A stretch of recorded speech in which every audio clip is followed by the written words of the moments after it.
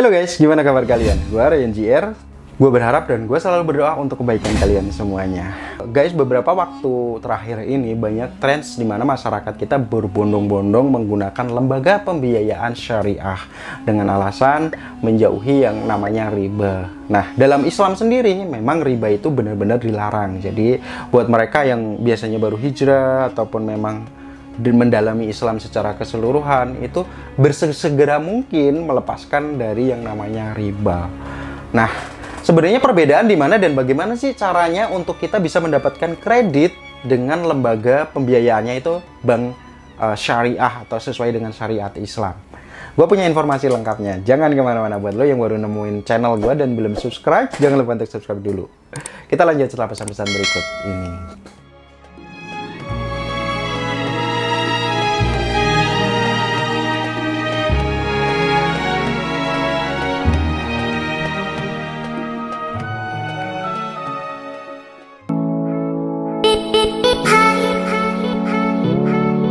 Oke guys, sebenarnya masalah bank konvensional dengan bank syariah, perbedaan mendasarnya itu ada di sistem akad kreditnya.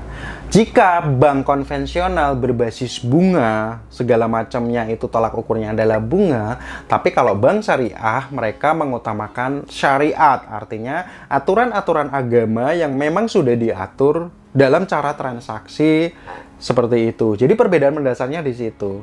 Sehingga dari perbedaan mendasar ini muncul dua bank dengan aliran atau dengan metode yang berbeda. Yang satu berbasis bunga, yang satu berbasis akad kredit. Jenis akadnya itu seperti apa. Nah, kalau kalian punya keinginan untuk seandainya ini ya, menggunakan lembaga pembiayaan bank syariah, caranya cukup mudah. Karena apa? Berkas-berkasnya juga sama seperti kalian mengajukan di bank konvensional. Nanti perbedaannya hanya akan ada di akad dan sistem mana yang akan kalian gunakan. Nah, bagaimana cara untuk dapatkannya? Dapatkannya melalui kalian sudah gampang sekarang hubungi aja dari bank-bank syariah yang memang kalian kenal, atau kalau kalian tidak tahu kalian tinggal ketik aja di Google bank-bank syariah yang ada di Indonesia atau lembaga-lembaga pembiayaan syariah yang ada di Indonesia. Kalian hubungin salah satunya, menyediakan produk nggak yang sesuai dengan keinginan kalian. Contohnya, saya ingin beli motor, saya ingin nyicil lewat bank syariah. Cari bank yang memang menyediakan fasilitas tersebut. Nah, yang kalian harus pahami adalah ini sama secara administrasi ya guys ya. Pendaftarannya, persyaratannya, semuanya itu hampir sama. Nanti yang akan membedakan adalah akad yang akan diberikan ke kalian. Ketika kalian sudah menemukan semuanya, banknya sudah, platformnya udah, persyaratannya semua udah lengkap. Nah, ini ada beberapa informasi jenis akad yang ada di bank syariah.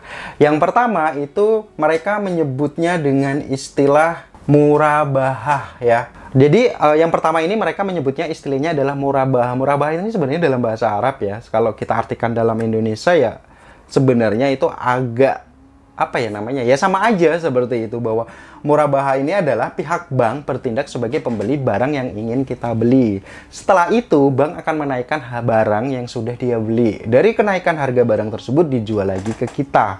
Contoh, bank membeli mobil seharga 100 juta. Nah, bank tersebut langsung menjual si mobil tersebut ke kita dengan harga 110 juta. Berarti bank mengambil keuntungan 10 juta.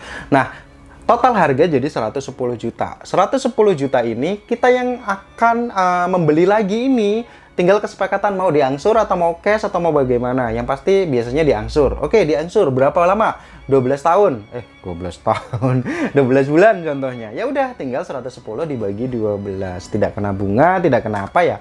Cicilannya tetap seperti itu. Nah, ini adalah istilah untuk murabahah, jenis transaksinya seperti itu. Istilah yang kedua, mereka menyebutnya ijarah wa i'tina. Ini istilahnya masih bahasa Arab juga. Pihak bank akan membelikan barang yang diinginkan oleh nasabah. Setelah itu kita menyewa barang tersebut. Dalam perjalanannya, ya setelah barang tersebut digunakan selama jangka waktu tertentu, nasabah bisa memutuskan untuk membelinya. Kita ambil contoh simpelnya begini, seandainya ini MacBook. MacBook ini si bank membeli MacBook. Nah, kita nyewa, seandainya sebulan berapa? Sebulan seandainya 1 juta. Oke, dalam perjalanannya waktu sudah sekitar 8 bulan. Nah, si kita ini bisa langsung memutuskan, udah gue mau beli aja, berarti sisanya kurang berapa nih dari harga yang dijual sama bank. Nah, itu yang kita bayar. Praktis kan? Ya sebenarnya di akadnya sih. Kalau seandainya nanti kita nggak mau beli, bagaimana? Ya itu akan balik lagi ke bank barangnya. Kita jadi hanya menyewa barang tersebut. Tapi biasanya ada semacam kayak agreement atau persetujuan minimal disewa berapa lama. Nah, yang berikutnya adalah prinsip mutanakishah. Apa itu? Yaitu sharing kerugian. Jadi gini loh guys, seandainya kamu mau melakukan usaha. Nah, usaha tersebut patungan, 50% biaya kamu, 50% biaya bank. Nah, dalam perjalanannya waktu, banknya tadi bank syariah yang pasti ya. Kalian usaha tersebut jalan tapi hanya menghasilkan uang seandainya dari total 100 juta hanya menghasilkan 80 juta. Nah, ketika hanya menghasilkan 80 juta, kalian kan rugi 100 juta. Rugi berapa sih? 20 juta ya?